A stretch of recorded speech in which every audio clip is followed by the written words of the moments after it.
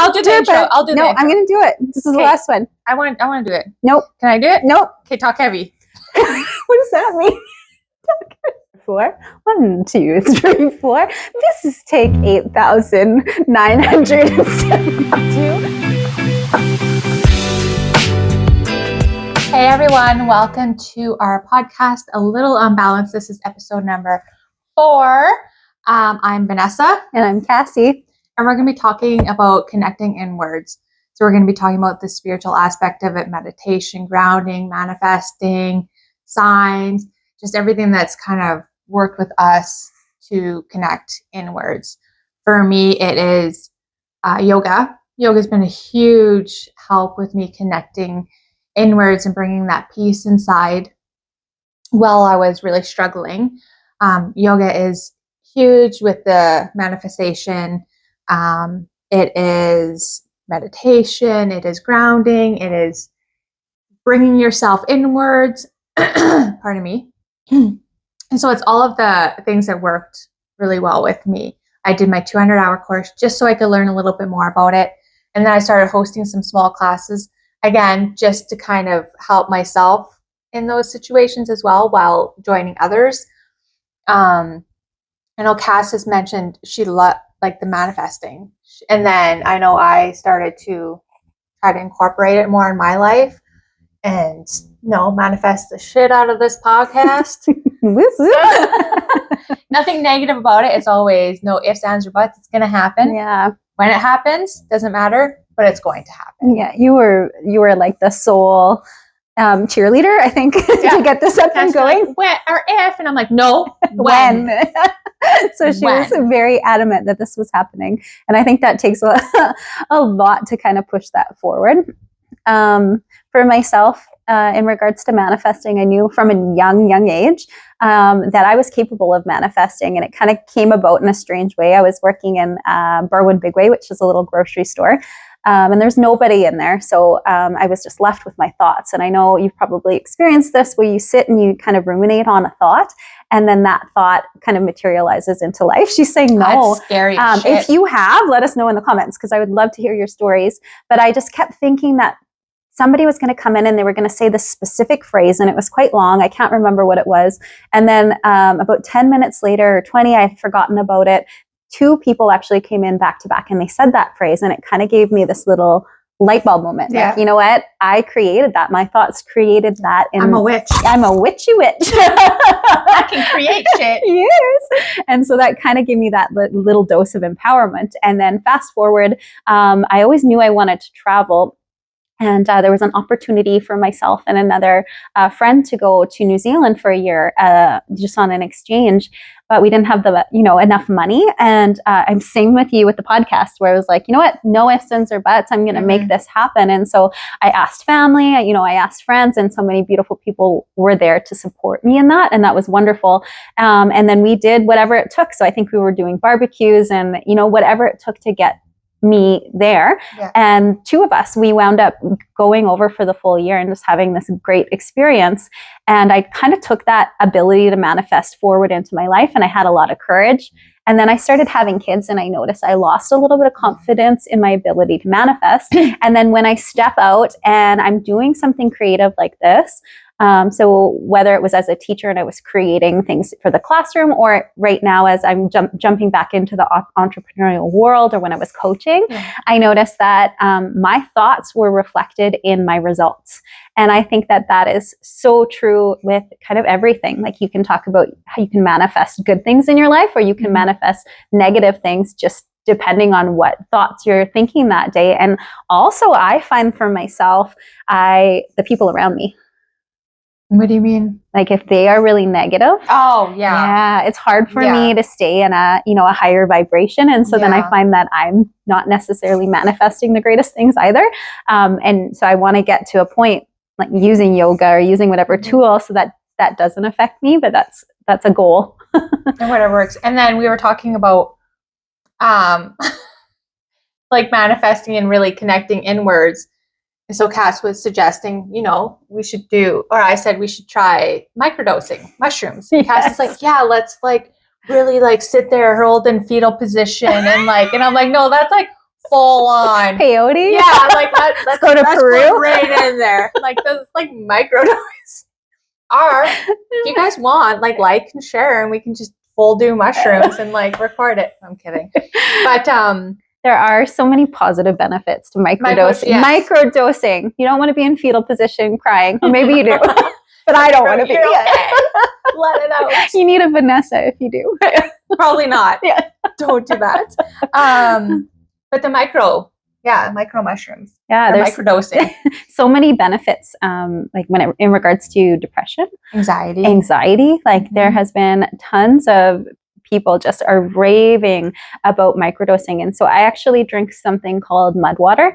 It's a very expensive form of alternative to coffee, and it tastes like mud. But it is chock full. It has mushrooms in it. So it's not microdosing necessarily, but it has a lot of really good mushrooms, and it has a lot of, really positive herbs and things that you need for your body. And so if you have, or if you're interested, I suggest you try it because have you noticed anything? Yes. So when I drink coffee in the morning, and I'm bad, I don't always eat breakfast before I have a cup of coffee, then I notice my anxiety spikes and I get really jittery. Yeah, that's why I don't drink. Yeah, it's smart. I struggle to not drink a cup of coffee, but I am fine that when I do, when I do mud water, it's a little easier on my nervous system, and I feel like I can sustain in a little bit longer. Crash? Yeah, I don't have the crash. Yeah. Yeah, because I can't.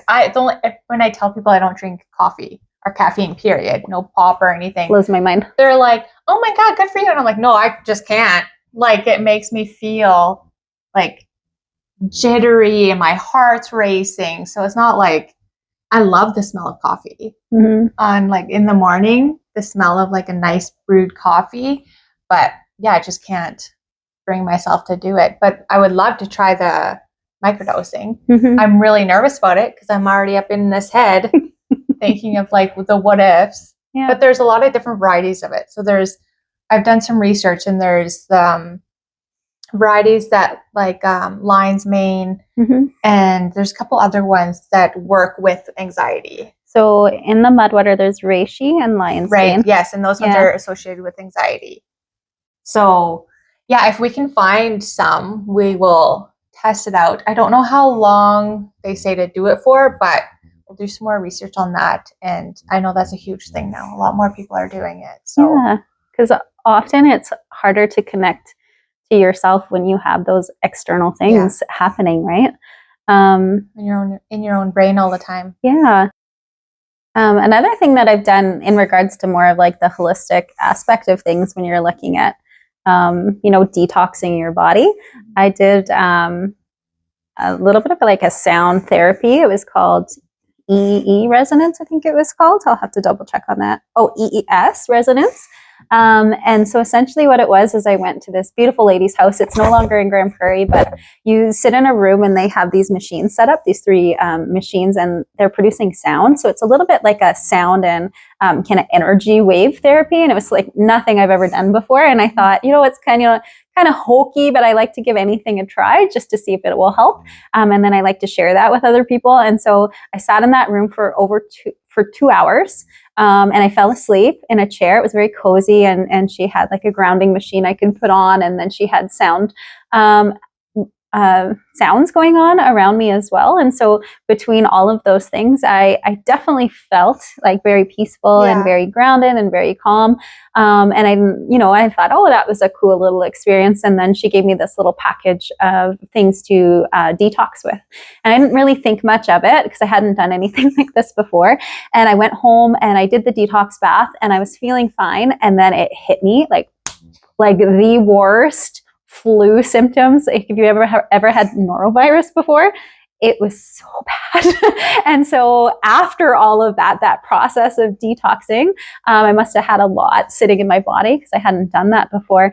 I felt really, really good, and I felt more back to myself than I have in a long time. And so it clearly worked, but it was a little bit more of an alternate, like an alternative therapy. Yeah. But it really helped me to kind of like calm myself and ground myself. So that was kind of a cool experience. Yeah, that sounds not the flu part. No. But that's most detoxing. You end up getting like super sick. Yeah. So I guess it shows the effectiveness of it. Yeah. Getting all that shit out. Yeah. And then what's another thing that you do like that helps you connect with yourself that you found? I think like for me, I'm big on prayer and I'm big on meditation and just looking for synchronicity. So my husband and I daily we do 1111, which is a manifestation number. It's a little woo woo, but we do So we do that, and then I pay attention to numerology as well. So if I'm noticing triple numbers or certain sets of numbers, I kind of have an idea of what the number is, or I'll go online and I'll see. Yeah. And usually that's when I'm super connected and I have a purpose or something that I'm kind of like asking about, if that makes sense. So I'm either praying on it or I'm just paying attention. And sometimes I'm not even paying attention and it'll pop up and it'll, kind of give me the message that I need. And I do find that like social media, it has an algorithm where things reach you. Bless you. But it also has the ability to kind of like bring messages to you when you need them. And I always look at those as synchronicities. One thing Vanessa and I have talked a little bit about is, just heading to church and religion a little bit. Hey, so when I was younger, I used to go to a Bible camp, and then I came home and my brothers mocked me relutlessly. So no longer did I go to Bible camp. And then those brothers, yeah.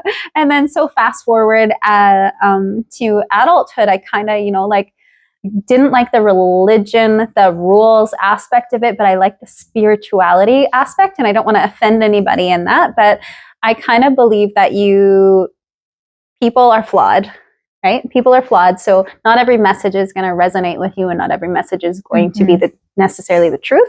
So you can go into it with a critical mind, but still take the things away from it that you can. So I'm open to learning about all religions, but we kind of settled as a family on Christianity and we started going back to church. And I just noticed how I feel so positive and so light when I'm praying and when I'm, going to church and connecting and just being around live music and things like that. That really helps me.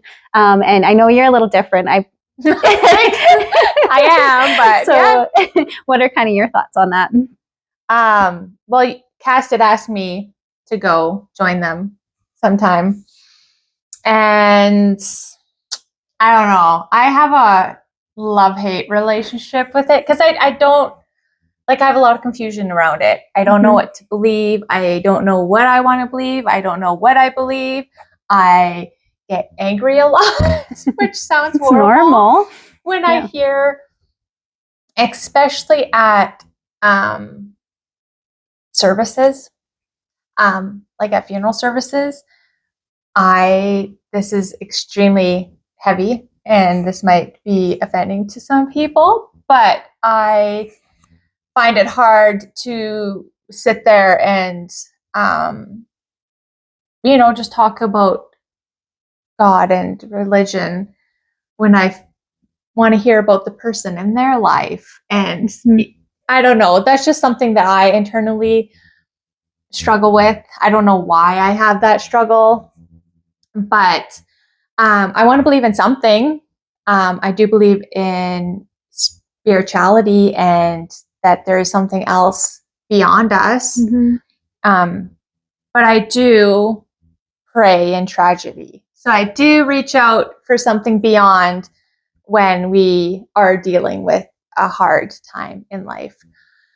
So connecting on that aspect is, I don't know. It's a hard one. It's a hard one because we don't have the answers. No. And I think I'm not the greatest religious person, if that makes sense, in the sense that I am open to meditating. I'm open to doing yoga. I'm open to doing, not that most religion people are. I feel like I'm explaining this wrong, but that I believe in a greater power and it doesn't necessarily have to have the same name, if that makes sense. So whether you call it the universe, whether you call it Gaia, source, whatever that is for you, I just believe and know that when I am connected to a higher power, I am more grounded, I'm more joyful, and I'm just a better human.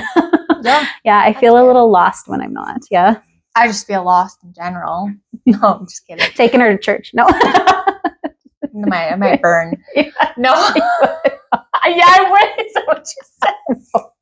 But you're like, yeah, you would. No. Yeah, so anything to help you connect with yourself, no matter what it is, like it's extremely beneficial, helps you get through those times in life that you need something, that you need somebody to reach for, something to reach for, right?